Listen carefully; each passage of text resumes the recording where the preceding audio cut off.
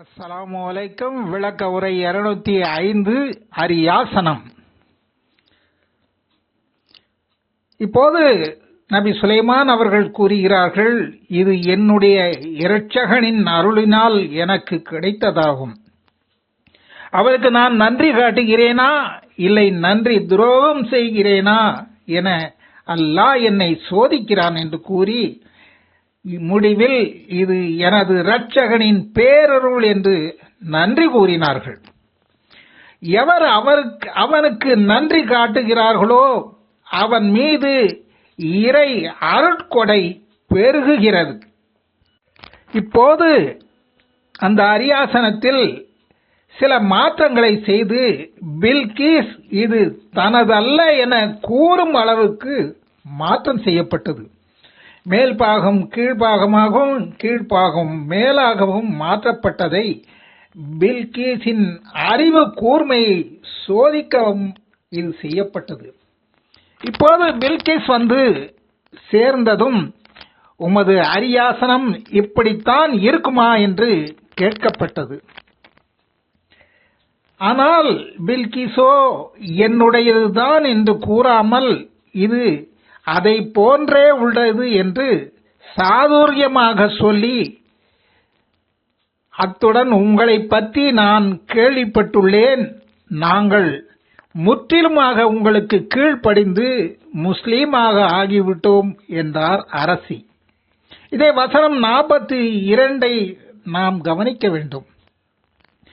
மற்றும் ஒரு சோதனை பில்கீஸ்க்கு ஒரு தண்ணீர் தடாகத்தை ஏற்படுத்தி அதில் மீன்கள் விடப்பட்டன.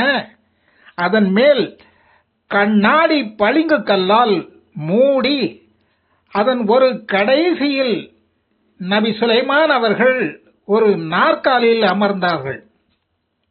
இப்போது பில்கீஸை உள்ளே வர சொன்னார் நபிகளார். இப்போது இது தண்ணீர் தடாகம் என்று எண்ணி இதில் இறங்கினால் தன் புடவைகள் நனைந்து விடும் என்று சற்று புடவையை உயர்த்தினாள் இந்த அரசி.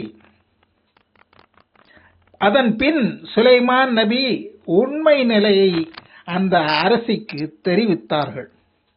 வியப்பு மேலிட்டவளாக சுலைமானின் ஆட்சி அல்லாஹ்வினால் வழங்கப்பட்டது என்று அரசி பில்கீஸ் கூறினார்கள். நேர்வழி தெரிந்து உண்மை முஸ்லீம் ஆனார்கள் இந்த அம்மையார். சுலைமான் நபியை இவர் திருமணம் செய்து கொண்டாரா அல்லது இல்லையா, இல்லை யமனுக்கு திரும்பி விட்டாரா என்பது பற்றி குர்ஆனிலோ அல்லது நபிகள் நாயகம் ரசூல் ஸல்லல்லாஹு அலைஹி வஸல்லம் அவர்களோ எதுவுமே கூறப்படவில்லை, கூறவும் இல்லை. எனவே இந்த தொடர் இத்துடன் முடிவடைகிறது. அடுத்து 4வது உருக்கில் சாலிஹ் நபியின் வரலாறு தமூத் வர்க்கத்தாரிடம் அனுப்பப்பட்டு சாலிஹ் நபி வரலாறு அராஃப் ஹூத் அத்தியாயத்திலும் கூறப்பட்டதை நினைவு கொள்ளவும். இது வசனம் 50 முதல் 53 வரையில் கூறப்பட்டுள்ளது. அதற்கு அடுத்தபடியாக லூத் நபி வரலாறு வசனம் 56 வரை கூறப்பட்டுள்ளது. இவர் வரலாறும் ஏற்கனவே தங்களுக்கு அறிவிக்கப்பட்டுள்ளது. கொடிய செயல் செய்து கொண்டிருந்தோர் மீது கல் மழையை பெய்வித்து அழித்தோம். இதில் லூத் நபியின் மனைவியும் இவர்களோடு அழிந்தாள். கெட்டவர்கள் அழிந்து நல்லவர்களுக்கு சாந்தியை அளித்துவிடும் அல்லாஹ்வுக்கு எல்லா புகழும் என்பதை வசனம் 59 கூறுகிறது. அல்லாஹ்வுக்கு எல்லா புகழும், அவனது அடியார்கள் மீது சாந்தி உண்டாவதாக என்று நபியே நீர் கூறும் என்று இந்த வசனத்தில் கூறப்பட்டுள்ளது. அல்லாஹ்வுக்கு இணையாக எதுவுமே இல்லை, கிடையாது. சிலர் தவறாக பிடிவாதமாக இணையானவை என்று கூறி தங்கள் தேவைகளை கேட்கின்றார்கள். சிந்தித்து படைத்த அல்லாஹ் சிறந்தவனா என எண்ணி உண்மை உணருமாறு இதில் கூறப்பட்டுள்ளது.